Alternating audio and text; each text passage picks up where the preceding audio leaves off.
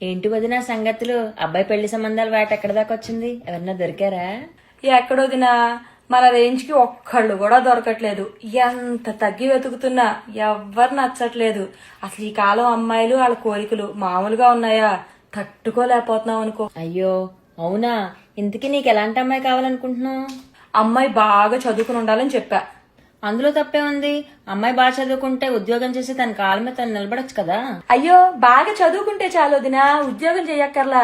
వీళ్ళు ఉద్యోగాలు చేసి ఊళ్ళో వెళ్ళాలా ఏంటి? ఇల్లుని గాలికి వదిలేస్తారు.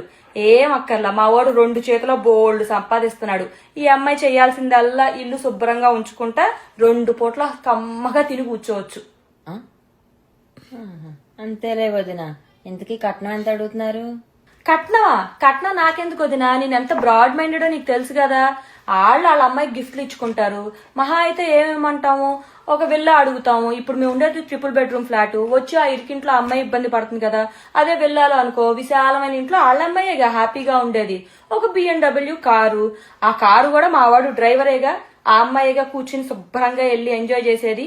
నా కోసం అడుగుతున్నాను. కాకపోతే ఆ 2 మా అబ్బాయి పేరు మీద పెడితే రేపు మళ్ళీ చిన్న చిత్తకాట్లకి వెళ్ళి అలిమోని గిలిమోని అంటే మళ్ళీ మన దగ్గర డబ్బులు దొబ్బుతారు కదా. నిజమేలే, ఆ మాట కూడా నిజమేలే. ఇవి కాకుండా ఒక 7 వారాల నగలు అవి వేసుకుంటే ఆళ్ళమ్మాయిగా అందంగా కనిపించేది. నేనేమన్నా తొడుక్కుంటాను చెప్పు? ఇంతే వదినా. ఇంత చిన్న చిన్న కోరికలు కోరుతున్నా వీటికి కూడా చచ్చిపోతున్నారు అనుకో.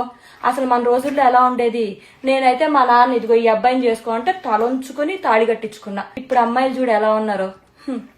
నీకెవరన్నా తెలిసిన మంచి అమ్మాయితో చెప్పు, మా అబ్బాయికి చూడు. చెప్తా వదినా, తప్పకుండా. నేను వెళ్ళొస్తానే.